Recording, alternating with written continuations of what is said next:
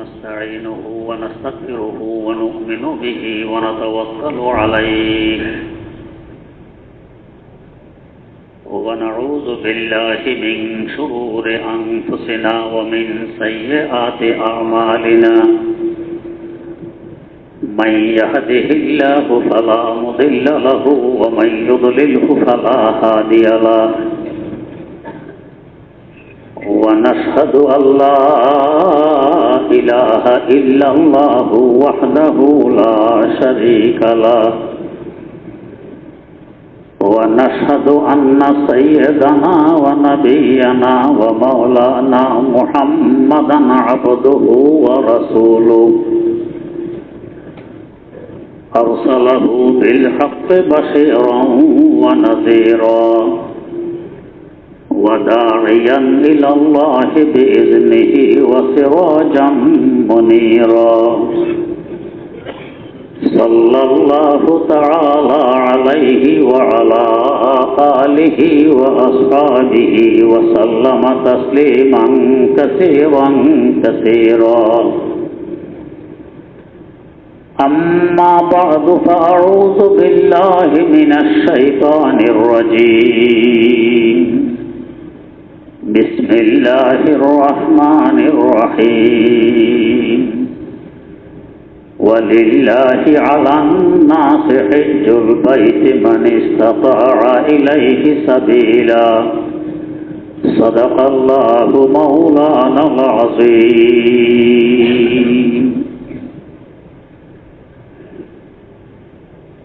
বয়ান চলছিল হজের তাৎপর্য সম্পর্কে। বলা হয়েছিল যে হজের সাথে আমাদের সৃষ্টির সাথে ও বাইতুল্লাহ শরীফের সাথে গভীর সম্পর্ক রয়ে গেছে।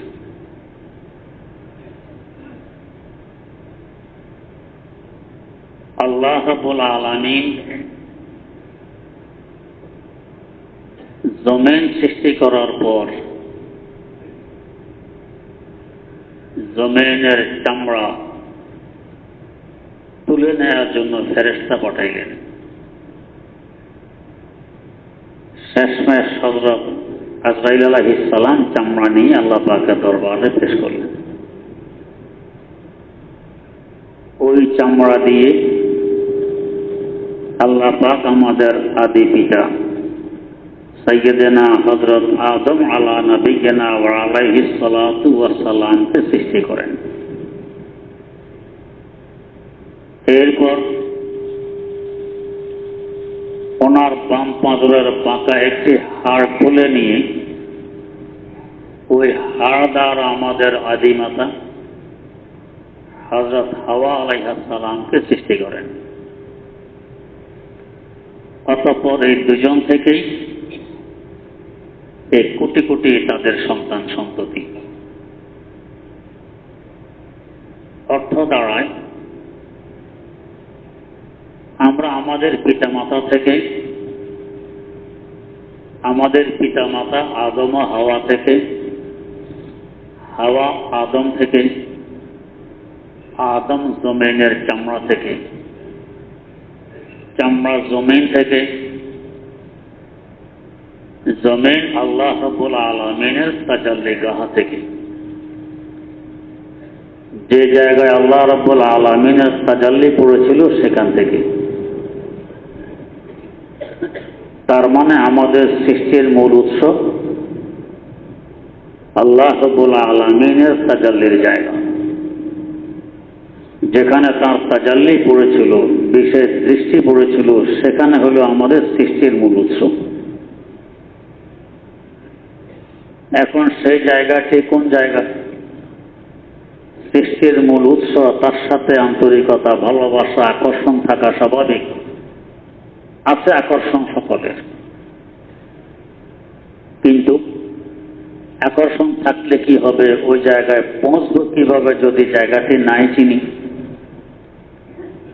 আল্লাহ রাব্বুল আলামিন মেহেরবানি করে চিনানোর ব্যবস্থা করলেন। আমাদেরকে জমিনে পাঠানোর 2000 বছর আগে জায়গাটি চিহ্নিত করে দিলেন। কিভাবে করলেন? আল্লাহ পাক বলেন, ইন্না আউয়ালা বাইতিন বুদিআ লিন-নাসি লাল্লাযী বিবাক্কাতা মুবারাকান ওয়া হুদাল লিল আলামিন। এটি ঘরের মাধ্যমে। এই ঘরটি হল পৃথিবীর সর্বপ্রথম ঘর। এর আগে পৃথিবীতে কোনো ঘর নির্মাণ হয়নি। ঘর তো নির্মাণ করে মানুষে এখনো আসেনি। মানুষ আসার 2000 বছর আগের কথা। এই ঘরটি এখানে রেখে চিহ্নিত করা হলো, এটা ওই জায়গা যে জায়গায় আল্লাহ পাকের বিশেষ দৃষ্টি পড়েছিল, তাজাল্লি পড়েছিল। আমরা যে ঘরটা এখন বাইতুল্লাহ শরীফ বলি, এই ঘরে কথা বলতেছেন। আল্লাহ পাক বলেন, বুদিআ লিন-নাস, ঘরটি মানুষের উপকারার্থে রাখা হয়েছে। এখানে বানানো হয়েছে এ কথা নেই। বানানো হলে বলতেন বুনিয়া লিন-নাস, মানুষের জন্য বানানো হয়েছে। তা না বলে বুদিআ লিন-নাস, মানুষের উপকারার্থে রাখা হয়েছে। বোঝা গেছে বানানো হয়েছে অন্য কোথাও। আমরা রেডিমেড অনেক কিছু বানাই। এক এক অঙ্গ বিভিন্ন কারখানায় বানানো হয়, এক জায়গায় এনে ফিট করে দেওয়া হয়। এটাও এরকম বানানো হয়েছে অন্য কোথাও, এখানে রাখা হয়েছে এনে। যে জায়গা আল্লাহ পাকের তাজাল্লি পড়েছে সেখানে চিহ্নিত হল 2000 বছর আগে। এবং এই চিহ্নিত করার পিছনে এক রহস্য, তো জগৎবাসী জানবে যে এদের সৃষ্টির মূল উৎস এই জায়গা। এখানে আসবে সত্যের নিঃশ্বাস ফেলবে, শান্তি উপভোগ করবে, যেহেতু সৃষ্টির মূল উৎস। এই জায়গার সাথে মায়া মহব্বত, স্নেহ, ভালোবাসা, আকর্ষণ যে আছে, এখানে এসে শান্তি ভোগ করবে। এর পাশাপাশি এই জগৎ চলতে হলে আল্লাহ পাকের রহমত অপরিহার্য। রহমত ব্যতীত এক সেকেন্ড চলা কারোর পক্ষে সম্ভব হবে না। আমরা যে খাওয়া দাওয়া করি, এই খাওয়া দাওয়ার মধ্যে কত প্রকারের রোগ জীবাণু আমরা তো দেখি না। শত নয়, হাজার নয়, লাখ লাখ রোগ জীবাণু আছে। পচা, অর্ধ পচা খেয়ে ফেলতেছি, গন্ধ হয়ে গেছে খেয়ে ফেলতেছি, ভিতরে লক্ষ লক্ষ রোগ জীবাণু। আল্লাহ পাকের রহমত না থাকলে এই খেয়েই মারা যেতেন, কিন্তু মারা তো যায়নি। তেমনি ভাবে বিভিন্ন ধরনের খাবার একসাথে খেয়ে ফেলি। খেতে বসলাম, প্রথমে লাল মরিচের ভর্তা। এই ভর্তা যদি দেহের চামড়ায় লাগান জ্বলবে। খেয়ে ফেলতেছে, চামড়ার তুলনায় খাদ্যনালী আরো স্পর্শকাতর, কিন্তু খেয়ে ফেলতেছে। এরপরে চেপা শুটকির ভর্তা। চেপা শুটকি মানে তো পচা মাছ, কত লাখ রোগ জীবাণু এর মধ্যে আছে, খেয়ে ফেলতেছে। এরপরে শাক, পুঁই শাকে প্রেশার বাড়ায়, পালং শাকে প্রেশার বাড়ায়, খেয়ে ফেলতেছে। এরপরে আরো বিভিন্ন ধরনের সবজি, এরপরে গোশত আবার প্রেশার বাড়ায়, কোলেস্ট্রল বাড়ায়। এরপরে মাছ, তারপরে দুধ। মাছের সাথে দুধের মিল নেই, মাছও গরম, দুধও গরম, দুই গরম একসাথে। এরপরে ডাবের পানি, সেটা প্রেশার বাড়ায়। এরপরে আবার গরম চা। এই চা আমার চামড়ায় পড়লে ঠোস ফুটে, আর চা পান করে ফেলতেছে। ডাক্তারদের থিওরিতে বলে এই যে এত প্রকার এইভাবে খাইতেছে, কোন ব্যাড বিচার নেই, এখন মারা যাবে, কিন্তু কই মারা তো যাই না। হাকিমুল উম্মত মুজাদ্দিদুল মিল্লাত হযরত শাহ আশরাফ আলী থানভী রাহমাতুল্লাহ আলাইহি আল-ইফতার মধ্যে উল্লেখ করেছেন, এক মজদুর কাজ করে আসার সময় রুটি নিয়ে আসছে সাথে করে। তো যে পর্যন্ত খেতে পারছে বড় বড় 3 রুটি খেয়ে ফেলছে, বড় বড় 3 রুটি খেয়ে 1 লোটা পানি মুখ দিয়ে পুরা সাফ। একজন হাকিম পাশে দেখতেছে। হাকিম বলেন, আরে তুমি তো মরবা। কেন? এভাবে খানার পরে এত পানি পান করতে হয় না, ক্ষতিকর। তো কিভাবে পান করতে হয়? খাওয়ার ফাঁকে ফাঁকে পান করতে হয়। ফাঁকে ফাঁকে কয় হোক। ছেলেকে ডাকে, সমাধানে রুটি আরো 3টে আনো। আরো 3টে আনলো, এই 3টাও খেয়ে ফেলল। এবার বলে, হাকিম সাহেব এখন তো পানি খানার মধ্যখানে পড়ছে, আগে 3 রুটি পরের 3 রুটি খানা মধ্যখানে, পানি মধ্যখানে, এখন তার সমস্যা নেই। হাকিম সাহেব বললেন, তোমার জন্য আগেও সমস্যা নেই, বড় সমস্যা নেই, মধ্যখানেও সমস্যা নেই, স্বভাবে হয়ে আছে এরকম। তো এই যে আমরা খাই, ডাক্তারের থিওরি বলে এখনই মারা যাব, কম রোগাক্রান্ত তো হবই, মারা যাওয়া নেই, রোগাক্রান্ত হওয়া নেই। কে হেফাজত করে? আমার আল্লাহ রহমত। তো রহমত ছাড়া 1 সেকেন্ড আমাদের জন্য চলা সম্ভব নয়। মানুষকে জেনে ধরে, ভূতে ধরে, কি পরিমাণ ক্ষতি হয়।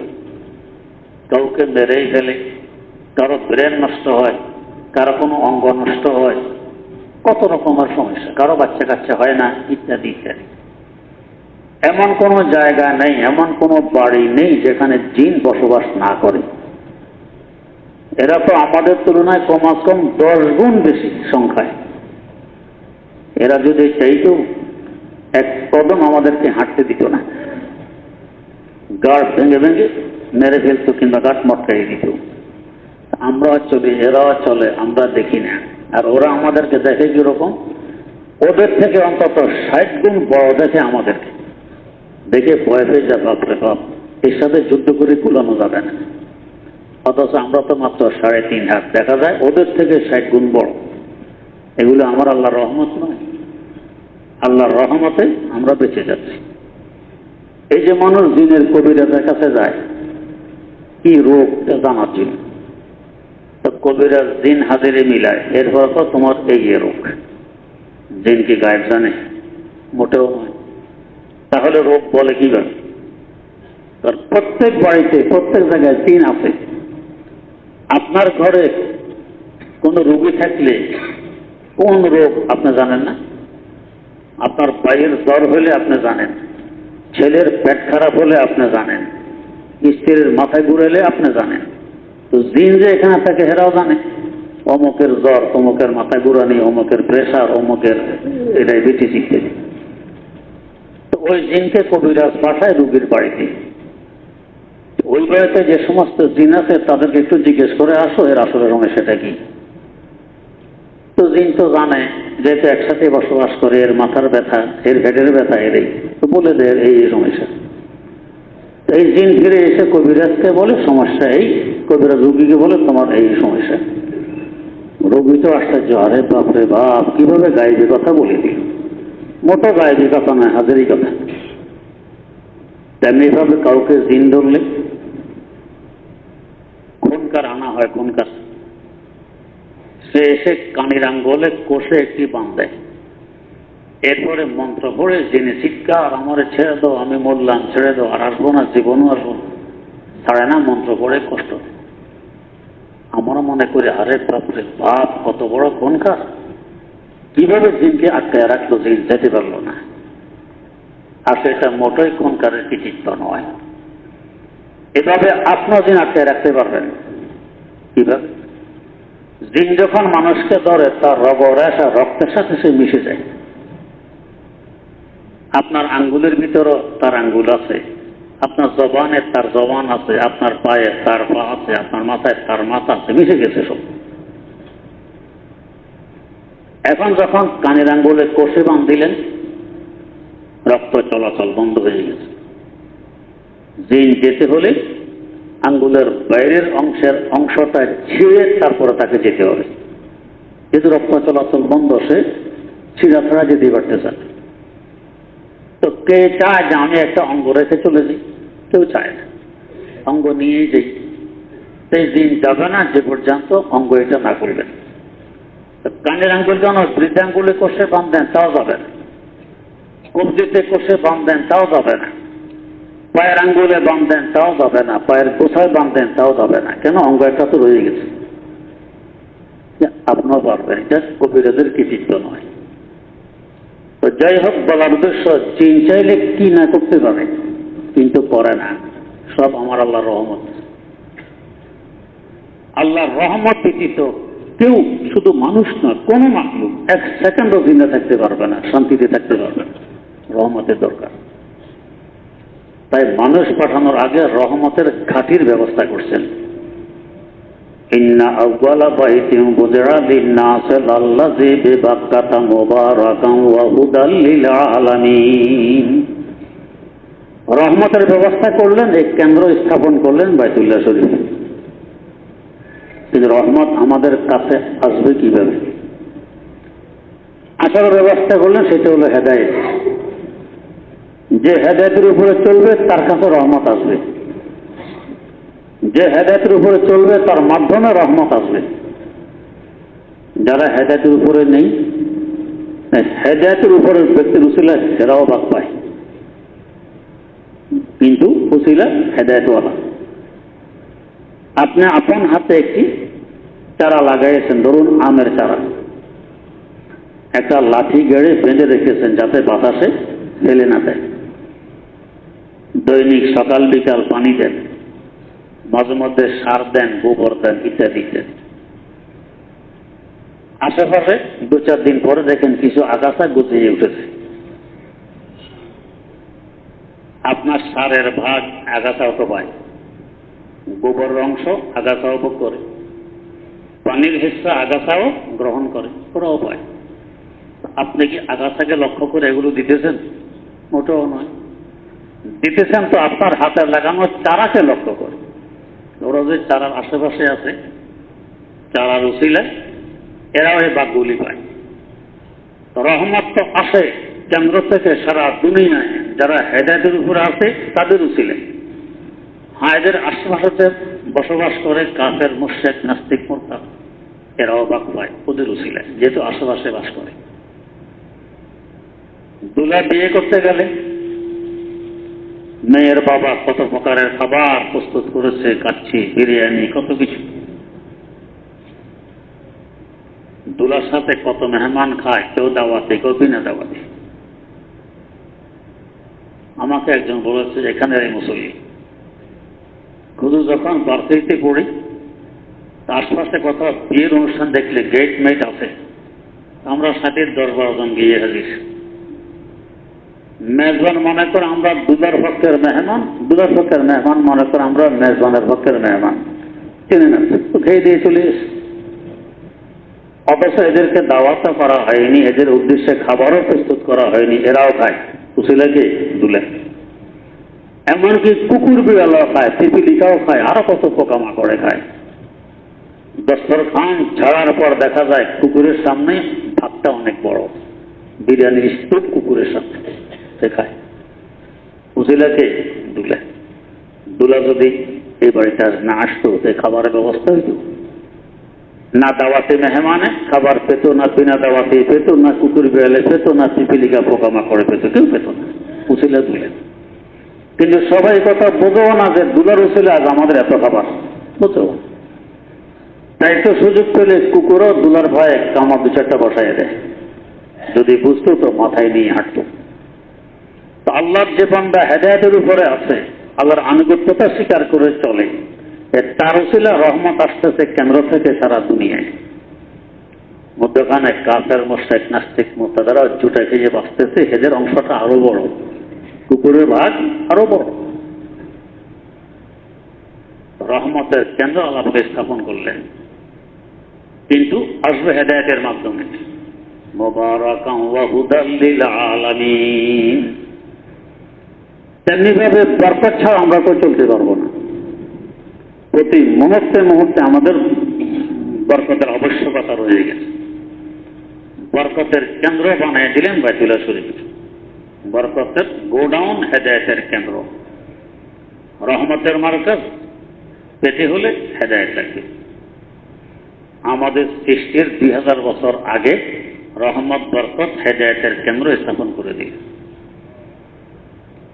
তেমনিভাবে আমরা যখন মায়ের পেটে ভূমিষ্ঠ হওয়ার আগে মায়ের স্তনে দুধের ব্যবস্থা কে করেন? আল্লাহ রাব্বুল আলামিন।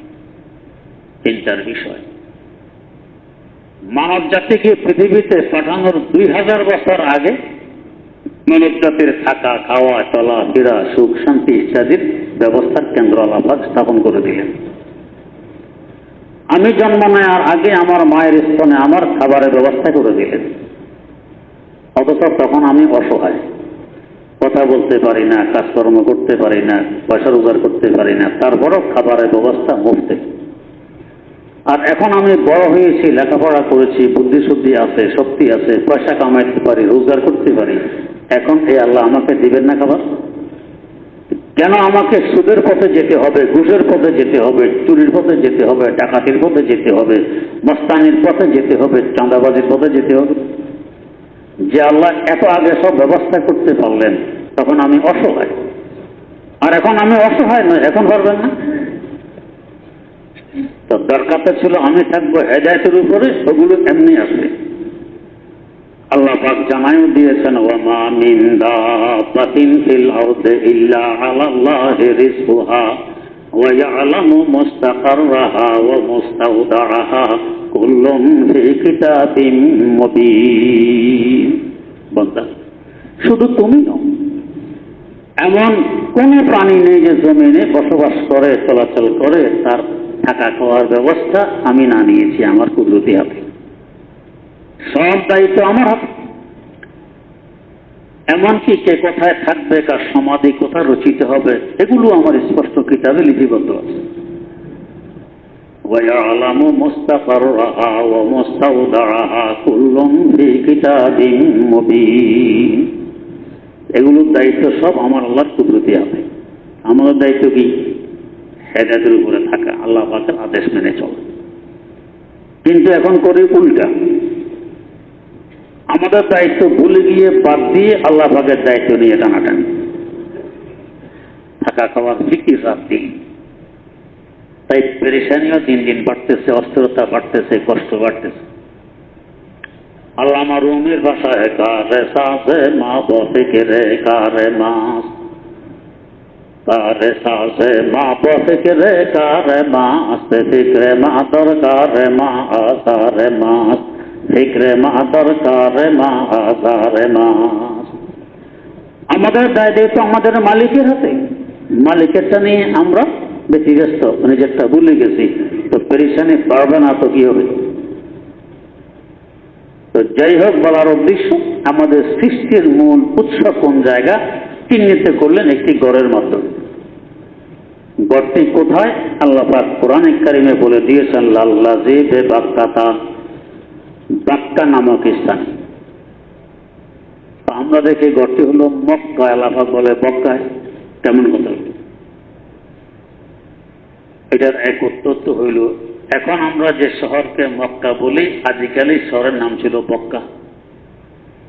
যেমন এখন আমরা যে শহরকে ঢাকা বলি, আদিকালে নাম ছিল জাহাঙ্গীরনগর। এখন যে শহরকে কুমিল্লা বলি, আদিকালে নাম ছিল ত্রিপুরা। এখন যে শহরকে চিটাগাং বলি, আদিকালে নাম ছিল জালালাবাদ আর ইসলামাবাদ। এখন যে শহরকে সিলেট বলি, আদিকালে নাম ছিল জালালাবাদ। নামের পরিবর্তন ঘটে। আগের নাম বর্মা, এখন মায়ানমার। আগে রিঙ্গুন, এখন ইয়াঙ্গুন। আগের বোম্বাই, এখন মুম্বে। কত কিছু পরিবর্তন হয়। আগে ছিল নাম বক্কা, এখন হয়েছে মক্কা। আল্লাহ পাক আদি নাম ব্যবহার করেছেন। 2 নম্বর, পুরা শহরের নাম তো মক্কা। যেই জায়গায় বাইতুল্লাহ শরীফ প্রতিষ্ঠিত, শুধু এই জায়গাটার নাম বক্কা। আল্লাহ পাক আসল জায়গার কথা উল্লেখ করেছেন। আমাদের পুরা শহরের নাম ঢাকা, আমরা যেখানে বাস করি এটার নাম মিরপুর। এরকম আবার প্রশ্ন তো, আল্লাহ পাক নতুন নাম ব্যবহার না করে আদি নাম বক্কা কেন ব্যবহার করলেন? মক্কা ব্যবহার করলে সমস্যা কি ছিল? আমরা আরো ভালোভাবে চিনতেন। ওই জায়গায় যে একটি বৈশিষ্ট্য আছে নামের মাধ্যমে সেটাও জানাই দিলেন। কি ও বৈশিষ্ট্য? হলো বক্কা বলা হয় মা ইয়াবুক্কু আনাকাল জাবাবেরা, যারা বড় গাড় মোটা, অহংকার অহমিকা নিয়ে চলে, মুতাকাব্বির, এদের গর্দান যে জায়গায় ভেঙে দেয় ওই জায়গাকে বলে বক্কা। এই জায়গার বৈশিষ্ট্য হলো বড় থেকে বড় চ্যাম্পিয়ন গেল পোশাক দুইখান কাপড়ের কাপড়, বড় থেকে বড় ক্ষমতাধর গেল পোশাক দুইখান কাপড়ের কাপড়, গরিব থেকে গরিব গেল পোশাক দুইখান কাপড়ের কাপড়। সকলের কথা এক, এই নয় যে ক্ষমতাসীনের কথা একরকম হবে, গরিবের আর এক রকম, ধনীর এক রকম, গোলামের আর রকম না। সবার কথা এক, লাব্বাইক আল্লাহুম্মা লাব্বাইক লাব্বাইক লা শারীকা লাক লাব্বাইক ইন্নাল হামদা ওয়ান নি'মাতা লাক ওয়াল মুলক লা শারীকা লাক। সব এক কথা। কে বড় কে ছোট, কে ধনী কে গরিব, কে রাজা কে প্রজা, কে মালিক কে গোলাম, এখানে কোনো ভেদাভেদ থাকবে না। মা ইয়াবুক্কু আনাকাল জাবাবেরা, যাদের জালেমের গর্দান ভেঙে দেয়। কাজে সবাইকে করা লাগবে, শাড়ি সবাইকে করা লাগবে, মিনামল তালা আরাফাত হুকুম সবাইকে করা লাগবে, কোনো ব্যবধান নেই। এখানে শান হলো এক হি সফনে খড়ে হো গয়ে মাহমুদ ইয়াজ, एक ही सपने खड़े हो गए महमूद इयाज, न कोई बंदा रहा और न कोई बंदा नवाज, न कोई बंदा रहा और न कोई बंदा नवाज।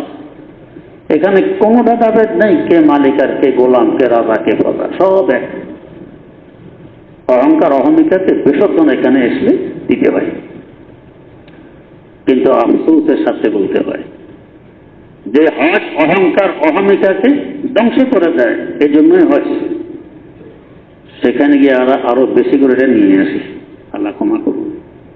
যাওয়ার সময় গুরু ফটো পত্রিকায় নেটে আমি সপরিবারে হজে যাচ্ছি, আপনাদের কাছে দোয়া প্রার্থী। ফিরার পরে আবার আপনাদের দোয়ায় আমি সালামত কাজ করে ফিরে এসেছি, আপনাদের কৃতজ্ঞতা প্রকাশ করি। দোয়া চাওয়ার কৃতজ্ঞতা প্রকাশের আর জায়গা ছিল না। তার মানে আমি এখন থেকে আলহাজ, সপরিবারে আমি যাই, কত বড় কৃতিত্ব, আল্লাহ ক্ষমা করুন। একজন বড় ক্ষমতাসীন এক বক্তব্যে বলেছেন, মানুষ একবার হজ করলে তাকে আলহাজ বলা হয়, আমি 2 বার করেছি আমাকে আলহাজ বলে না, আমার বড় দুঃখ। হায় হায়, বড় দুঃখ, একে আলহাজ বলে না। আফসোস করে আমার বানানো 2টি শের আমি এখানে মাঝে মধ্যে পড়ি। কারাবা বেগয়া যাহা কে খাস না গয়ে, কারাবা বেগয়া যাহা কে খাস না গয়ে, জমজম বে পিয়া গরমে আতিশ না গয়ে, জমজম বে পিয়া গরমে আতিশ না গয়ে। काबा पे गया बुत की मोहब्बत न गई, जमजम भी पिया की बुरों को वत न गई, जमजम भी पिया की बुरों को वत न गई। জগতের শ্রেষ্ঠতম জায়গা কাবা শরীফ পর্যন্ত পৌঁছতাম, এখন আমি আমার অহংকার অহমিকাকে বিসর্জন দিতে পারলাম। জমজমের মতো শ্রেষ্ঠতম পানি পান করে আসলাম, এরপরও আমার রাগ গোসার গর্মী অহংকারের গর্মী নিবারণ করতে পারলাম, আফসোস।